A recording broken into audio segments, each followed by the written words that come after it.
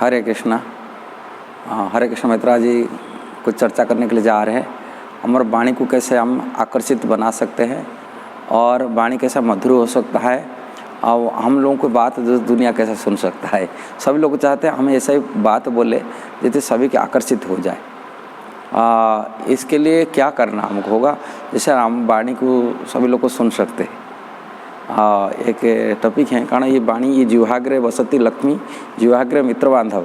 ये जिह्वा में मित्र बांधव सब होते हैं, ये जिह्वा में मित्र होता है। और ये जिह्वा जैसे प्रलय महाभारत भी रचना कर सकता है। ऐसा ही यदि वाणी यदि ये न है, इसलिए ये टिप्स जानने के लिए और आगे टिप्स को जानने के लिए यदि आप चाहते हैं आप हमारे चैनल को सब्सक्राइब करिए। हम चाहते हैं नया नया टिप्स आप लोगों के सामने में देने के लिए, किंतु आप कृपा करके आप इसको लाइक कर लिए और टिप्स को आप सब्सक्राइब करिए ज़रूर। हमसे साथ थोड़ा सहयोग करिए। जैसा ही हम चाहते ये चैनल 1000 सब्सक्राइब होगा तो तभी चैनल हो सकता है। इसलिए आज ही टिच ज्ञान आप लोगों को ये चीज़ मिलेगा, कोई फालतू इधर उधर की बात नहीं मिलेगा। जो भगवान के संबंधित चीज़ है ये आप लोगों को मिलेगा। इसलिए आप जो भी यथार्थ ज्ञान है, जैसा ही शास्त्र की वैदिक शास्त्र में लिखा है ऐसा ही यदि प्राप्त करने के लिए चाहते हैं आज ही टिच ज्ञान, तो आप ज़रूर इसको सब्सक्राइब करिए। वास्तविक वाणी हमारा यदि मधुर होना चाहते हैं, वाणी हमारा यदि आकर्षक होने के लिए चाहते हैं, ये वाणी की एक चीज़ आपको करना है, वाणी को तपस्या में लगाना फर्स्ट। और तपस्या यदि वाणी में लगता है और तपने वाला जो चीज़ है वो सर्व आकर्षक बन जाता है। कारण जैसा ये सोना की है, जिसको सोना को जैसे तपा देते हैं तभी उनका गर्म करने से उसका गंदी ख़त्म हो जाता है और वो सोना तपने का बाद में वो उसका प्रकाश, उनका जो ग्लेजनेस वो बढ़ जाता है सोना की। कारण कोई व्यक्ति ऐसे ही यदि कोई व्यक्ति तपस्या करता है और तपस्या करने के बाद में उनका शरीर की तेज भी आ जाता है, प्रकाश आ जाता है तपने के बाद।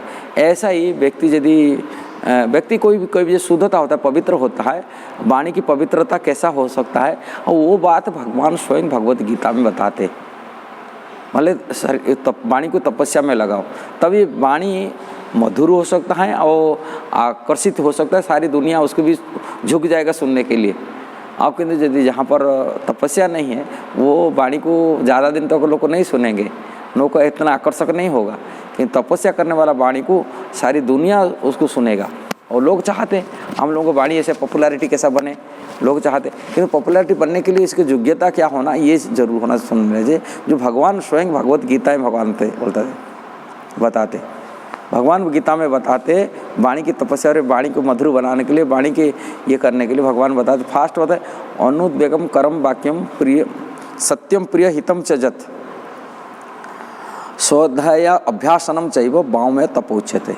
ये वाणी की तपस्या है, जिसी के कारण से वाणी जो तपस्यारत रहेगा और तपस्या के परिणाम क्या मिलेगा, सर्व आकर्षक बनेगा वाणी। फर्स्ट बोलते अनुद्वेगम करम वाक्यम, जो वाणी हम जो बोलते जब भी हम लोग को अनुद्वेगम उद्वेग रहित वाणी होना चाहिए। ऐसा वाणी न बोल जाए उनके मन में कष्ट आ जाए। हमें से ध्यान देना चाहिए वाणी बोलने का टाइम में उद्वेग पूर्ण वाणी होना नहीं चाहिए। माने उद्वेग होने जैसे आप जो वाणी बोलेंगे उनके मन में भय पैदा हो जाएगा, पता नहीं क्या हो जाएगा, ये विचार न आए, उद्वेग न आ जाए। अनुद्वेगम मतलब उद्वेग रहित वाणी बोलना, बोलने का टाइम में हमेशा उद्वेग रहित वाणी बोलना चाहिए। और कैसा बोलना चाहिए, मीठा वाणी बोलना चाहिए, मधुर वाणी बोलना चाहिए। भगवान बोलते हैं हमेशा मीठा वाणी बोलना चाहिए। अनुद्वेगम करम वाक्यम अनुद्वेग करना सत्यम, हमेशा सत्य बोलना, झूठ बोलना नहीं चाहिए। झूठ बोलने वाला व्यक्ति हाँ बोलेगा, 1 दिन 4 दिन बोलेगा, किंतु 5वां दिन को पता चल जाएगा ये व्यक्ति हमेशा झूठ बोलता है। लोग उसमें सुनने के लिए तैयार नहीं होंगे, अपनी परिवार के लोगों को सुनने के लिए तैयार नहीं होंगे, अपनी रिश्तेदार पड़ोसी वाले सुनने तैयार नहीं होंगे, अपनी कस्टमर लोग भी सुनने के लिए तैयार नहीं हुए। झूठ बोलने व्यक्ति कितना दिन तक झूठ बोल के अपना बिजनेस चला सकता है, झूठ बोल के कितना दिन अपनी परिवार चला सकता है, झूठ बोल के कितना दिन अपना रिश्तेदार साथ संपर्क बना सकता है, झूठ बोल के समाज को कितना भ्रम में डाल सकता है, कितना दिन। किंतु सत्यवाणी बोलने वाला व्यक्ति भले ही लोग पहचानने के लिए टाइम समय लग सकता है, किंतु जब सत्यवान को पता चल जाता है ये हमेशा कभी झूठ बोलता नहीं, झूठ बोलता सत्य बोलता, उनकी वाणी आकर्षित हो जाएगा, लोग उसको सुनेंगे जरूर हमेशा। इसीलिए भगवान बोलते उद्वेग रहित वाणी बोलना चाहिए, दूसरा सत्यवाणी बोलना चाहिए। और इसके बाद में नीचे बोलते हैं प्रिय वाणी।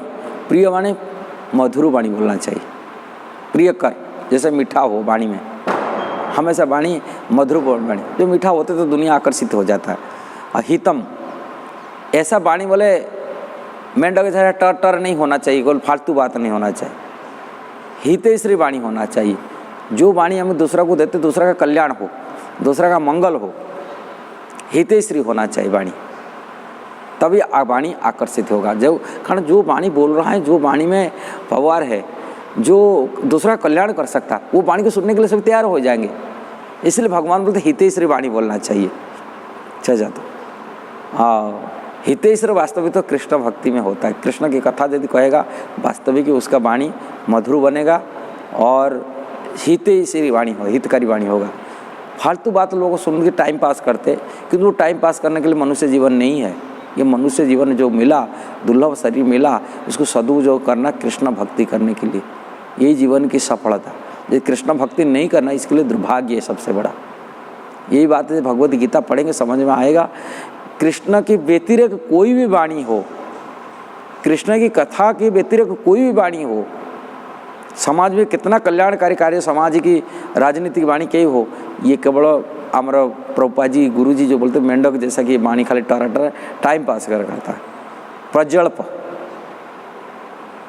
ऐसे प्रज्वलपूर्ण बात कार्य सुनते हैं कि सुनाते हैं, ये समाज के कल्याण कभी नहीं कर सकता।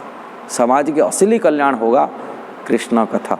कृष्ण कथा, कृष्ण के उपदेश भगवद गीता, कृष्ण की लीला कथा श्रीमद् भागवतम।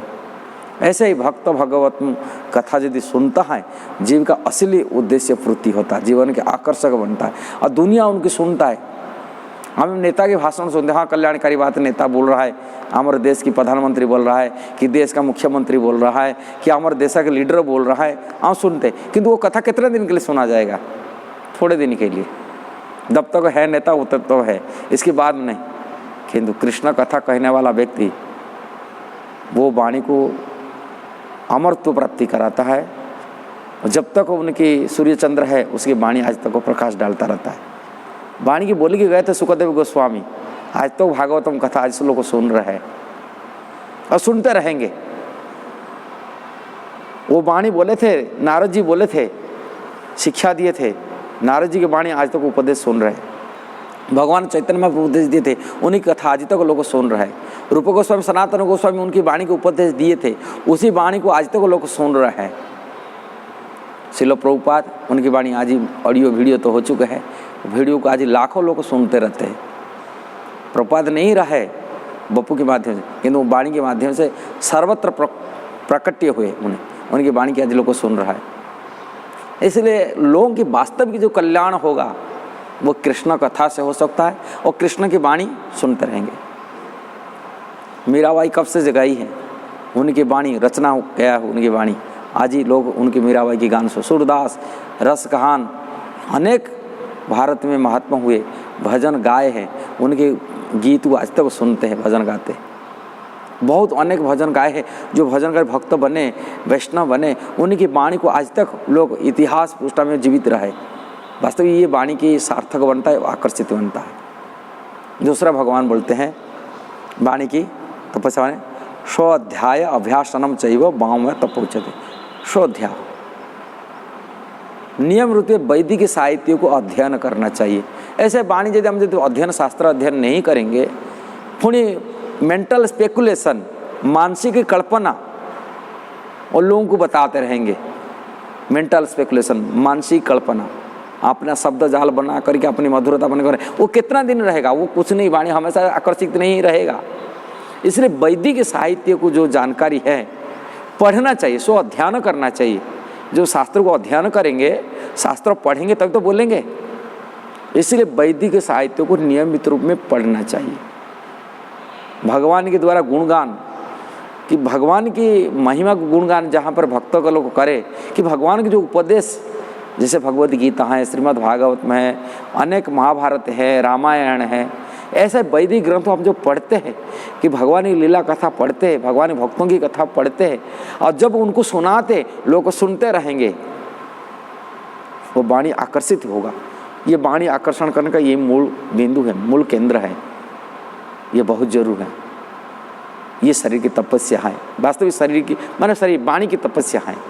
वाणी की तपस्या, ये वाणी तपस्या यही होगा, हम नियमित वैदिक शास्त्र को पढ़ना, उद्वेग रहित वाणी बोलना, सत्य बोलना, प्रिय मधुर वाणी बोलना और हितैषी वाणी बोलना, हितकारी वाणी बोलना, तभी जीवन की सफलता है। अब वाणी आकर्षित हो जाएगा दुनिया के लिए, दुनिया कथा सुनेगा उनकी कथा। हरे कृष्णा।